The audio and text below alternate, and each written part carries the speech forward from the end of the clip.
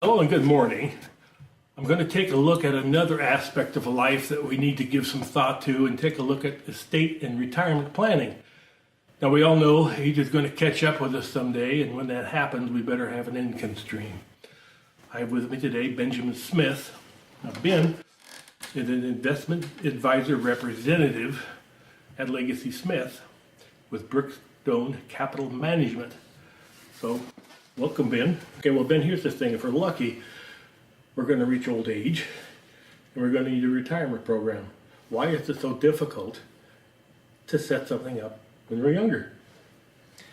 When you're younger, oh man, yeah. When you're younger, it's tough to save. When you're younger, everybody wants to spend everything. That's probably the biggest thing that I run into dealing with the younger people. Well, what I remember is having a family and just barely eking by. That's right. And finally they're gone now.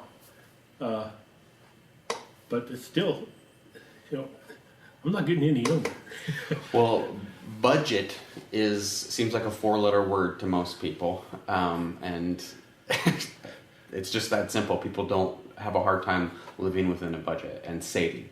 And then once you do save, I think that's the challenge. If you can't save, then there's not a lot that I can do for you. You have to learn how to budget and save. Otherwise, there's no investment advisor or financial advisor of any sort that can help you, because I don't have a magic wand. We can't make something out of nothing, right? And so that's the hardest part, is getting on top of things enough to be able to save. And then I think the other challenge that you run into is, who do you listen to? How do you know who to trust, right? I mean, there's just so many different opinions out there. Sometimes they contradict each other, and how do you know what's right? Whose crystal ball can you trust and listen to? And, my understanding is that one of the biggest concerns for seniors is just outliving their income. Maybe they've built up a nest egg, but how do you use that nest egg without, killing it? How do you make it last? Because who knows how long you're going to live? Life expectancy says somewhere around 85, but you've got like a 25% chance of living to 97. So how do you plan for that? Yeah. That's a big challenge. And we've all heard the horror stories of what happens to retirement incomes when somebody fools around with it. Where do we get that kind of information? Well, it's a really good question. There's a couple things that you said. Retirement income. I like the fact that you're using the word retirement and that you're using the word income, because a lot of investment strategy is investment strategy, not retirement strategy. A lot of conventional wisdom that talks about the best way to invest is great when that's all you're focused on, is saving and investing, not on retiring. When you're retiring, you're using it.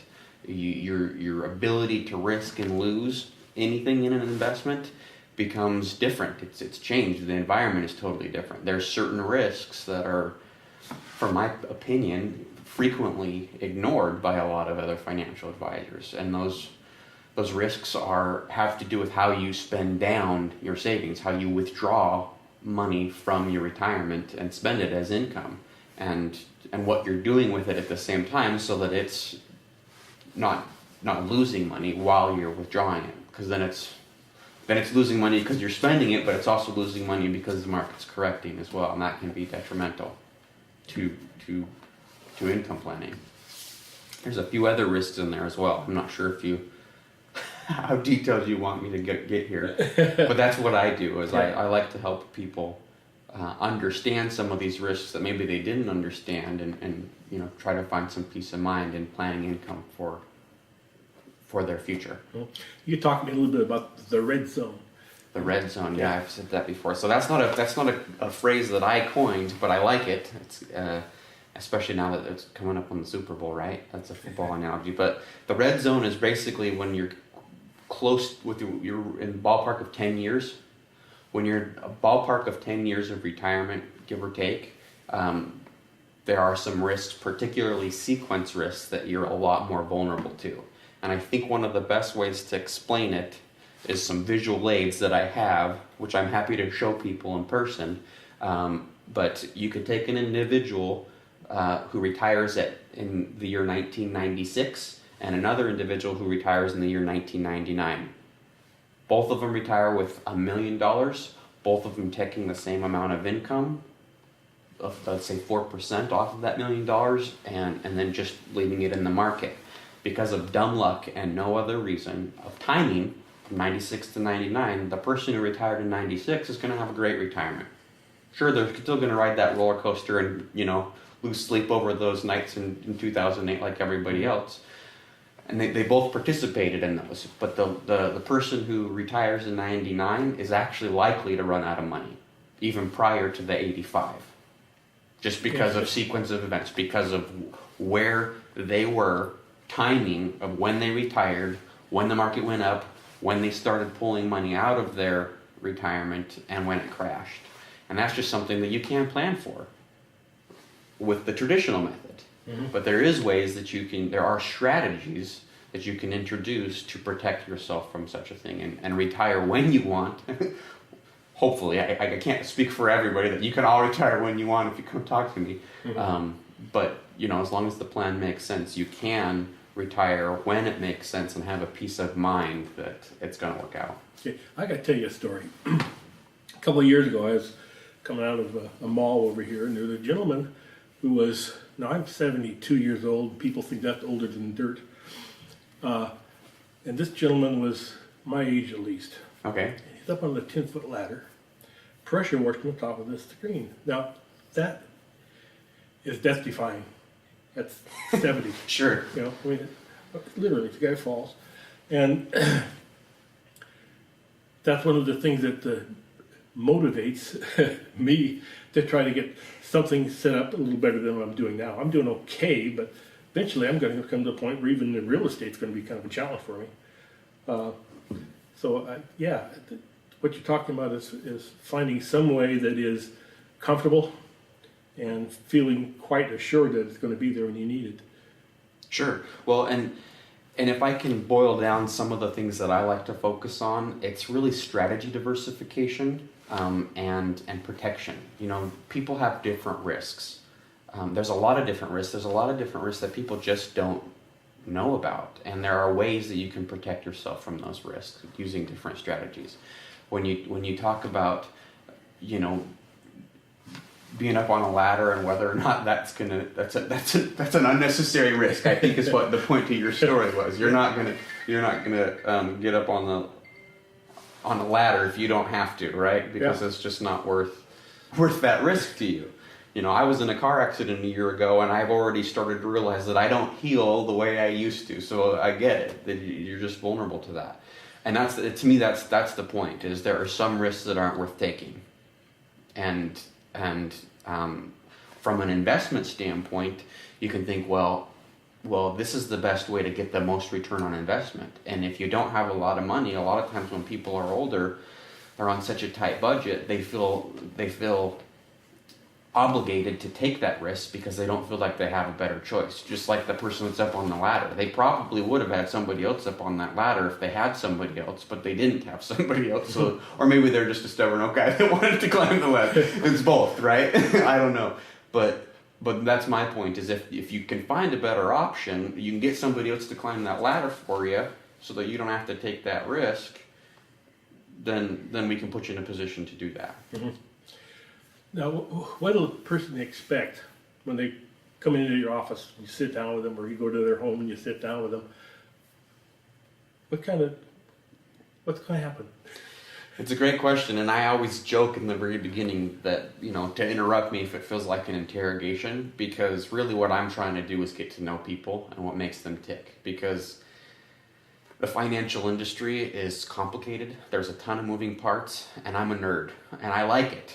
I'm one of the few people that really likes it, and I like to geek out on it, and sometimes I start rambling too much and talking and people aren't following me, and I always try to get people to be comfortable with that. But what I've learned is that if I can get to know you better, then I can diagnose where you're at and recommend the proper strategies and then teach you.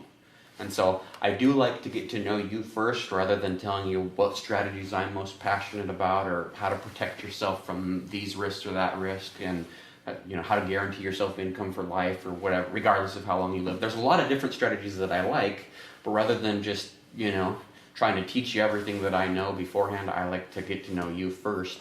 Then we get into things that could be relevant to you. Then it can kind of turn into a negotiation process. A lot of times after I've really gotten to know you, I'll make certain recommendations. You may or may not like those, you may or may not understand those, and that's what I mean by a negotiation process. It's a process of me teaching you to understand why I'm recommending it, you teaching me why you don't like that recommendation, and me helping you understand what options you have. And I'm not limited. I mean, I guess we're all limited, but I'm not. I mean, I'm not any more limited than you are. Like when somebody presents to me something that I've never heard of, I want to learn more about it, and that's great. But it's not something that. Again, I'm always going to come back full circle on what you want to accomplish, and what risks you're comfortable taking. Because it's always picking your poison, right? There's no such thing as a perfect product, just like there's no such thing as unbiased information. Like that's one of my pet peeves in the industry. Sometimes we try to pretend that we're going to present unbiased information. Well, I will try my hardest to give you unbiased information, but I know for a fact I have biases, and so I will try to communicate my biases and why I have those biases, because that's what I'm passionate about. I'm passionate about protecting people, in part because, well, my story is I was in a car accident when I was a little kid, like 8 or something. I don't remember how old I was, but I got some money when I turned 18, because that's how it works when you're young and you get in a car accident. And so because I grew up not having a lot of money, I wanted more, and I learned that I wanted to invest it. So when I turned 18, I invested all this money that I got from my car accident in the market. And I found somebody at my church that I trusted, that my grandma managed his money, and no fault to his own. I put that money in the market with him, made some good decisions. 2 months. I just happened to be that age. This was about 2 months before the dot-com crash of 2000. Way to go. So I got to watch my money disappear for 3 years in my first experience in the market. And then, life went on, and I did different things. And then I went to college, graduated from college, and got a job in the industry, in the financial industry. I was working for a company that taught people how to manage their own money. Nobody cares more about your money than you do. Why don't you manage it? Let's put you in a better position to do that. And I was doing that. I started that, and I happened to be working there during the 2008 crash. And so I watched a lot of people that were equipped to manage their money do well, and protect themselves from that, but not really. And so I guess my point there is, I learned that nobody cares more about your money than you do, but there's very few people that actually have the discipline, the time, the nerve to manage their own money the way they want to. And there's just nothing more heartbreaking than participating in 2008. Everybody that did, it happened to so many people, but it's the worst for the people that are actually planning to retire, that were in that red zone. Like for somebody young like me, yeah, it's annoying, and it's shaped to who I am, and it's made me very risk adverse, especially for a young guy. I'm very risk adverse, especially because I'm aware of things that you can do to protect yourself from those risks. Like Warren Buffett always talks about never losing money. That's the first and the second rule, never to lose money. But we all take tons of risk all the time, and we all have that disclaimer at the bottom of everything we put our money in, that basically you're risking everything because it can fall out from under you at any time. And there's ways that you can protect yourself from a lot of that risk without necessarily giving up all the opportunity either. Mm-hmm. Now my focus tends to be in the red zone now. Tell me how much advantage there is to start when you're younger. Oh, that's Albert Einstein. He, the smart guy. Compound interest is the most powerful force on the universe, was his quote. And he says, those who understand it make it, those who don't pay it. And so there's a lot of wisdom in that quote, because it's just compounded interest. You can save when you start at 30 and you're saving regularly. It's just huge. When you're older and you start, you just have to make up so much head ground that you have to have a ridiculously amazing income to save what you would need to save when you're older. And so, does that answer the question? Kind of, yeah. So if you don't have a ridiculously outrageous income, and you're 72 years old, what are your risking options? more? Yeah. I mean, are we risking more here? Well, so that's the challenge. So when people haven't saved enough, they're literally in a position where they're looking at what kind of pensions they have. And when I say pensions, obviously pensions are a thing of the past, but let's say guaranteed income, as any guaranteed income. So you have Social Security, right? And so Social Security will only get you so far. There are actually some people who literally live on Social Security and nothing else, and some other welfare programs, and that's sad. Yeah. There's not a. Go ahead. I'm sorry. Yeah, that's my situation. I'm working in real estate on the side and actually really enjoy that. Wish I started about 20 years ago. But that basic income, Social Security, doesn't hardly make the house payment anymore. Sure.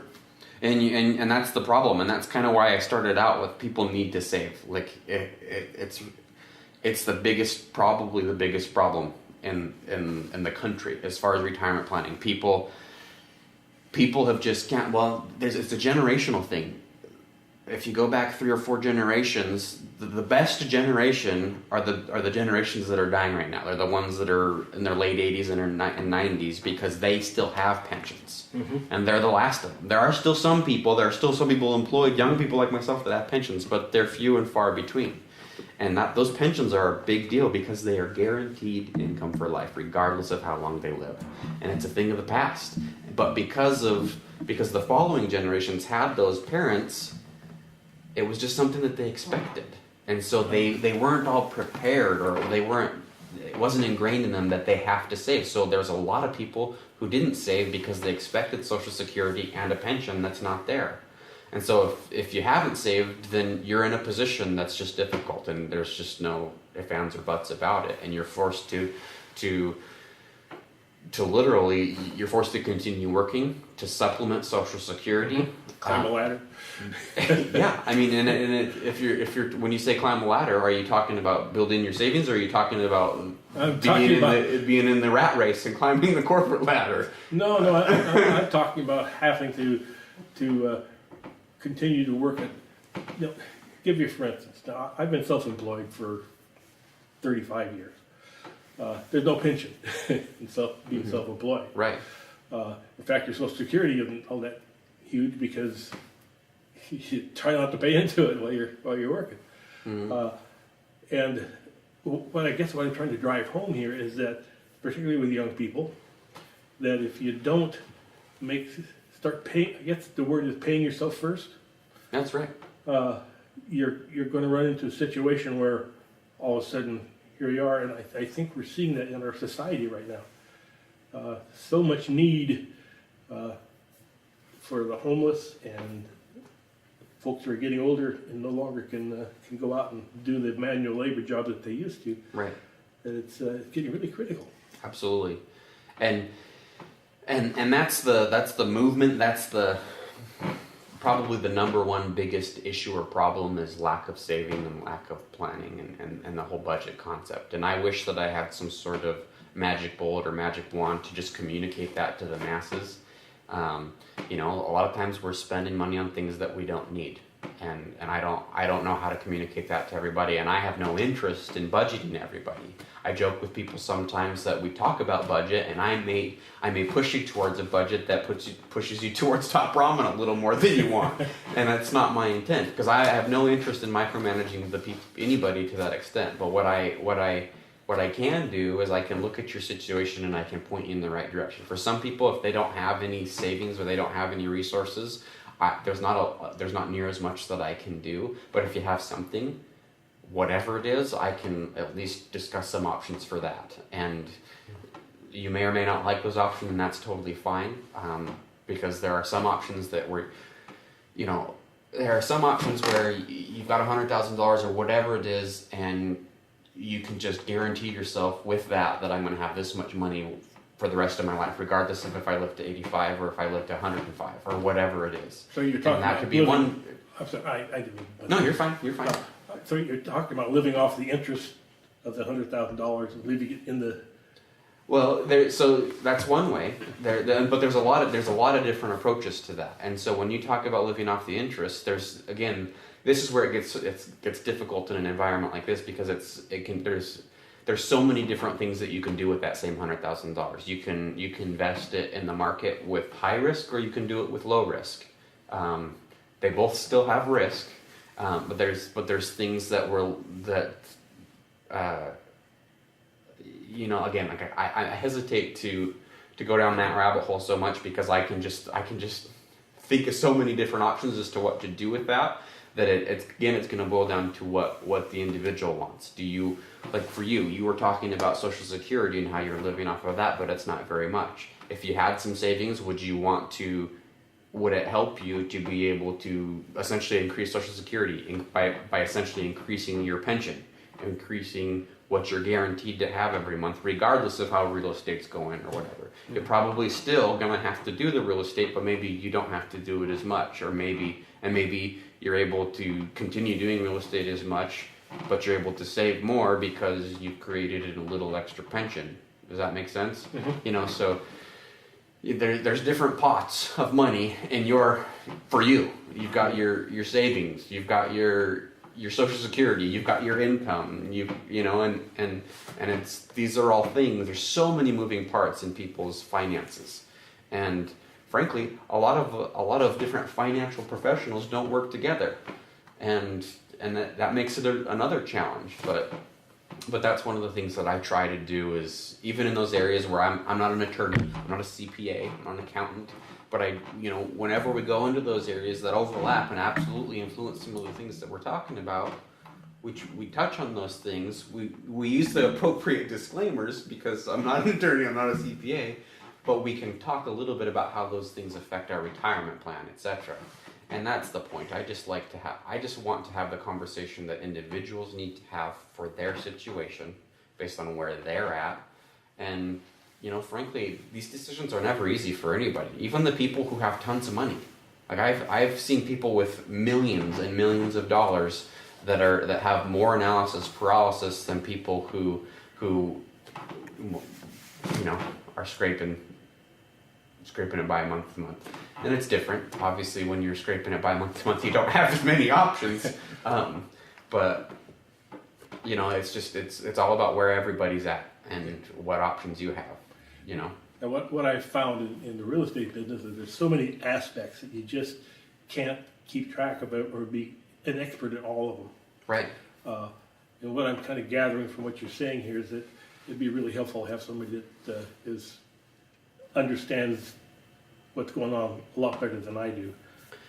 Well, and I like the way you said that. And frankly, sometimes people look at me and think, well, he's a pretty young guy. How can he understand it all? And I'd be as bold to say that there are very few people that understand everything. I'd like to say that I understand more than most, and I have a network of people that understand quite a bit more than me. And so whenever I'm uncomfortable with my knowledge in any given area, or I sense that you are, I go to the people above me that I can rely on. And I think that offers a lot of value. I think it offers value to have a younger guy, because there's a decent amount of financial advisors out there that are older. They're already set in their ways. Some of those ways are broken, if I can be so bold to inject my opinion there. But they're going to retire and maybe even die before some of the people whose money they're managing. And so then you're going to have to go find another advisor later. And so I feel like, that's an advantage that you have with working with me, is that I'm hopefully going to outlive you and you won't have to get another advisor in your lifetime. Well, that's the other aspect of things right now.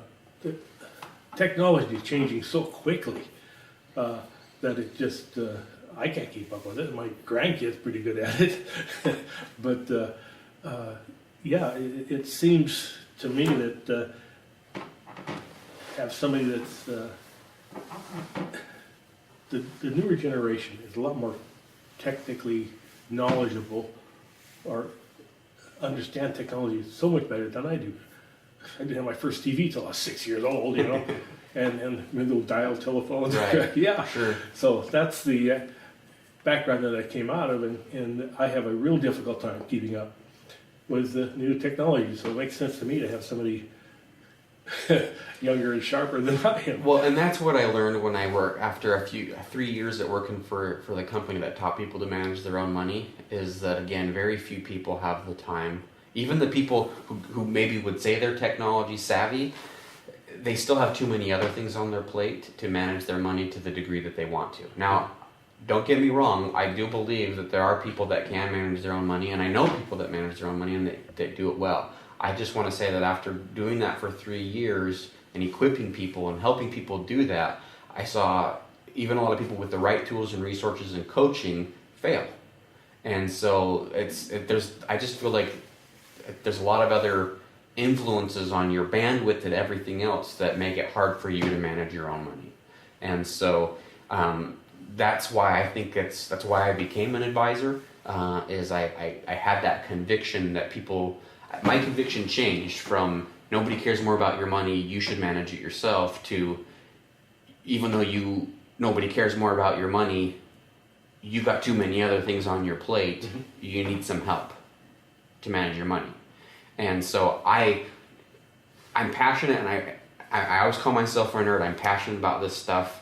I try to pride myself in the fact that I want to treat you how I want to be treated. Now, as a nerd, that means I want to educate you. And so I find myself telling people way too much, that I start to roll back in their head. They're not catching everything that I'm saying. And so I try to get people to help me turn that volume up or down as far as how much I'm talking to them. And I've gotten a lot better at it's not that I'm trying to avoid answering certain questions, it's that I try to help you ask the right questions for you. Because I've got a client right now who has made some decisions with me recently, and she's complained to me that she's already gotten a whole lot more involved than she wanted to. She doesn't see herself rewinding it and doing it any other way, but it was just something that she's learned a ton in the few months that we've been working, and she's grateful for that, but she's also just ready to be done with it. She wants to be done with it. Now, some people are going to go through that process, and then they're going to learn all this stuff, and they're going to enjoy it, and then they're going to want to fire me. And I have no problem with that, in the sense that if you want to take control of it, I have no problem with that, because just like if you wanted to remodel your own kitchen, it's going to cost you more if you pay me to remodel your kitchen than it is if you remodel your kitchen. Right. So there is some benefit to you to manage your own money. There's just risks that you take, whether it's falling off that ladder or whatever. And so again, it is what it is. You know what I mean? There's no perfect product, there's no perfect investment, but there are a handful of strategies that you can do to just put yourself in a better position. And I'm passionate about giving people peace of mind in retirement. I hate the idea of retiring and still feeling like I'm in a rat race because I'm paranoid about what's going to happen in the market. And that's what I feel like I can offer people, is just having a little bit more confidence, quite a bit more confidence, hopefully. But it just depends on anybody's situation. Ben, we're going to put your information up, of course, on here to get in touch with you. Now, what do you prefer? Do you prefer eyeball to eyeball with people? I do prefer to meet with people. Actually, I started to say that I prefer to meet with people in person, and the only reason I prefer to meet with people in person is because it seems to help you trust me faster by meeting me in person. I have clients that I've never met face to face that are in other states, because I've dealt with them exclusively on the phone and over webinars and things like that. And I honestly don't have a preference. I like to do what's expedient. I like to be prudent. I like to manage my time wisely. And your time wisely. It's nothing against you personally, but I would rather spend time with my wife and daughter, or doing other things. So I want to help you get to make your decisions as quickly as possible, but I also want to help you get to those decisions in a way that you can sleep at night, that you know that you can trust me, that you know that you understood, at least to the degree that you wanted to feel comfortable with those things. And so whether we're like I said, it's a combination of a lot of different things. Some people I've met exclusively with in person, and I feel like that's almost becoming a thing of the past. You talk about technology. We can do paperwork digitally. We can do meetings through webinars. We can get through all these fears and concerns and understanding things on the phone. And so So I'm flexible, but we just got to start somewhere. So whether it's I actually start with a lot of people with a 15-minute phone call.